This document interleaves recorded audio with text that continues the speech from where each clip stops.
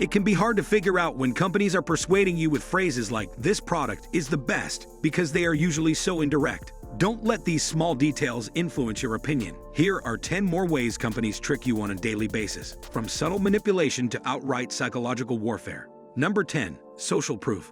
We are innately herd creatures, meaning that we often contextualize events and experiences according to the people around us. This is something psychologists and marketing agencies have known for decades, and has given birth to what is affectionately termed social proof.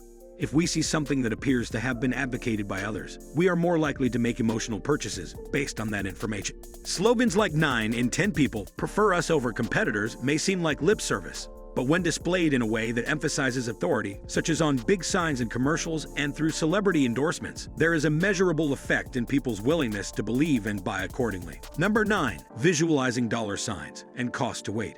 You wouldn't think something as simple as dropping the dollar sign from the price tag would have an impact on whether or not someone chose to buy a product, but a study out of Cornell found that when looking at many restaurants, there was a notable difference in spending habits. When restaurants got rid of the infamous dollar sign, or any other currency symbol, and simply displayed a number, patrons were far more likely to purchase more expensive items. This also heavily ties into a similar bias, where consumers tend to favor items that look cheaper than they actually are. You've probably encountered this firsthand, and it's become one of the more obvious, but nevertheless, effective ways to encourage spending. An item priced at $2.99 visually appears to us to be a better deal than something priced at $3, even though the difference between them is only a cent. This doesn't just apply to candy bars and small things, however. Car manufacturers are famous for pitching the same method, marking down prices, to look cheaper by reducing numbers to the left. There is also the matter of cost-to-weight ratios. Many products have been experiencing diminished amounts per package, with a price that fails to take into account this loss. In many cases, this involves the convenience of packaging in stores, tapping into the inherent laziness of their customers. Think about it. If you're in a stifling mall and just want to buy what's on your grocery list and get out, you're less likely to head to the bulk aisle and spend time measuring and bagging your own food, when you can just as easily cruise down another aisle and swipe a prepackaged version of the same product into your cart and keep going. The problem is, these prepackaged items don't often reflect a fair weight-to-cost ratio, and you end up paying more for less. Number 8. Scarcity Principle. This one is pretty straightforward, and yet it's amazing how often we fall for it. It's the idea that if a store markets something as going out of stock or only being offered for a limited time, that people will naturally want to capitalize on it, even if it's something that they don't actually need. Now, while this may be true of certain seasonal things like mandarin orange chocolates and candy canes, the majority of these ploys are simply there to encourage reckless spending and have little to do with scarcity at all. Nevertheless, in keeping with the mantra of supply and demand, we are naturally inclined to want to process things that are seen as rare. The next time you visit a grocery store and there's a special one-time offer being advertised, try to keep track of whether or not it's still there. The next time you come back, chances are it's still there. Number 7. Trustworthiness of faces. Speaking of celebrities, there is a whole algorithm behind the sorts of people that show up on commercials and advertisements, and generally speaking, most of them fit a certain criterion. There is considerable evidence to show that we often make up our minds about the trustworthiness of a person's face in the blink of an eye between 10 and 33 milliseconds, and that the degree to which we trust a face has a lot to do with its proportions.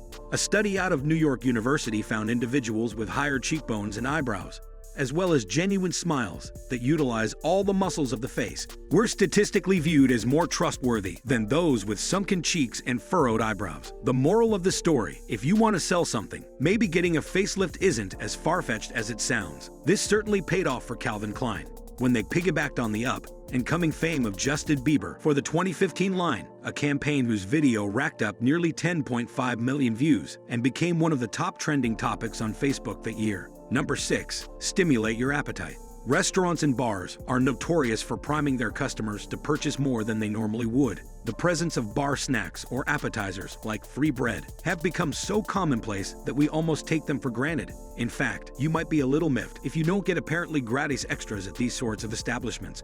But in reality, the choice of what makes up a bar snack or a complimentary appetizer has been carefully selected to encourage you to make larger expenditure. Bars in particular favor salty snacks like peanuts, which make you thirsty, while high-class restaurants encourage you to eat bread to activate your appetite so that you'll be even hungrier when it comes time to choose a menu item. By lining the stomach, the bread will also enable their clientele to drink more, which is beneficial to the restaurant, as beverages have the highest profit margin. There is also an agreement in the hospitality industry that by offering free and relatively small samples, you're encouraging reciprocity, our psychological tendency to want to pay people back for acts of kindness and generosity. The next time you find yourself unconsciously wanting to tip a large amount, think back to whether or not you were offered a complimentary glass of wine or basket of bread. Number 5. Social conditioning.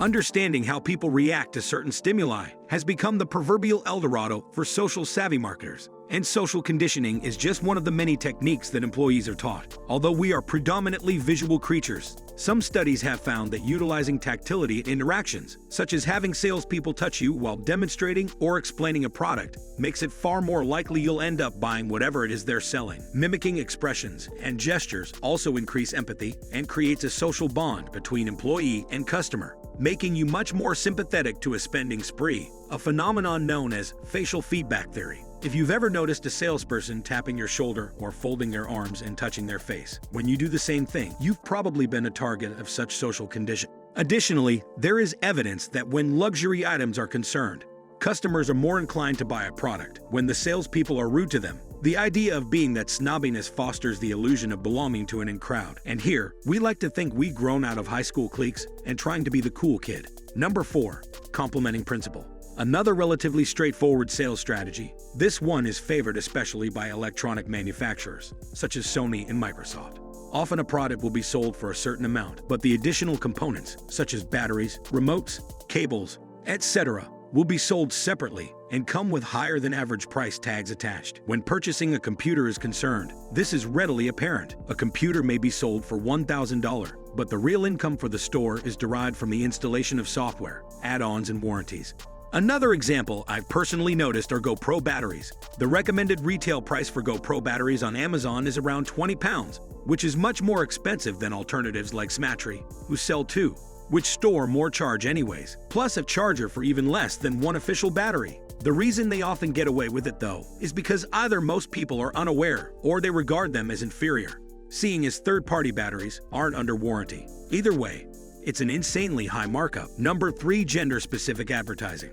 Let's face it, while there are obvious physical differences between men and women, there are also significant differences in their spending habits. Take razors, for example. Before 1915, shaving of the underarm was relatively unheard of. But the introduction of short-sleeve dresses provided an opportunity for razor companies to cater to yet another demographic, and shaving the legs didn't become popular until the 1930s. Fast forward to today, and razors are still advertised to women, but in the form of basic, easily breakable, simple-tone disposables, while men's razors are sleek, hardy, futuristic-looking, and use language that is geared towards masculinity. Razors were able to find a market, not only with both sexes, but the way in which the same product with the same function is advertised differs considerably. In fact, a report by the Times found that overall women's products, 37% more expensive than their male counterparts, which may explain why many women have switched to using men's razors, which are cheaper to buy in bulk and often have a higher quality, last longer. But the gender bias on consumer products goes both ways. Male skincare products tend to be hundreds of times more expensive than their female counterparts, such as Nivea moisturizers. Number 2. Arbitrary expiration dates. We like to think there is an ordered and logical system behind the application of expiration date stickers. The actual usage of expiration dates on food didn't come about until the 1970s. But today, there is a consensus that they are meant to tell us when a product is no longer edible. In fact, expiration dates are a bit of a misnomer, since they are actually meant to indicate to food purveyors when a food is at its freshest. Products are often quite edible long after their expiration dates, especially in the case of canned or dried goods, but also more unexpected products like medications. This confusion has resulted in a huge amount of food going to waste in North America, with 90% of Americans throwing out food prematurely. The problem is that expiration dates were never implemented as a safety measure, but as a quality measure, meaning that there is no national regulation dictating what expiration dates have to say. While some things like milk or vegetables definitely go bad faster, chances are you've been chucking good food in the waste bin for years. Number 1. Nostalgia and smells. Yes, even the friendliest-looking companies may be taking advantage of your childhood memories. That catchy tune that comes in on the intercom while you're perusing the mall, or that barrage of Christmas music during the holidays. It's not just there to add a bit of atmosphere. Several studies have found that appealing to people's sense of nostalgia effectively makes them value money less. This may have to do with the fact that nostalgia fosters a sense of social interconnectedness. When we are reminded of something pleasant in our past, we begin to overvalue our relationships to others, while at the same time devaluing our attachment to other things. If you're in the middle of a mall or store, that other thing may be your credit card. We've also had it drilled into us that smell is the most evocative of the senses when it comes to memory. Grocery outlets are well aware of this and often design their layout so that smell takes precedence when you walk through the doors. Positioning the flowers and produce section or the bakery near the entrance immediately assaults customers with pleasant smells that stimulate the appetite, encouraging them to buy more. Likewise, when another consumer study experimented by using vanilla scent in a women's clothing store and rose Moroccan, a men's clothing store, their sales nearly doubled. Our best advice to avoid being manipulated by store: bring a clothespin. Our subconscious can be a powerful thing, and though we may not always be aware of what it's doing, it's there to help us navigate the world and our experiences. At the same time, it also makes us an ideal target for companies who know how to exploit our base impulses, biases, and psychological quirks in order to encourage us to buy things we don't need. Can you think of any other hidden or mischievous tactics that the marketing industry uses, or any that we might have missed? Hey, feel free to leave a comment below and let us know. Thanks for watching Brain Crank.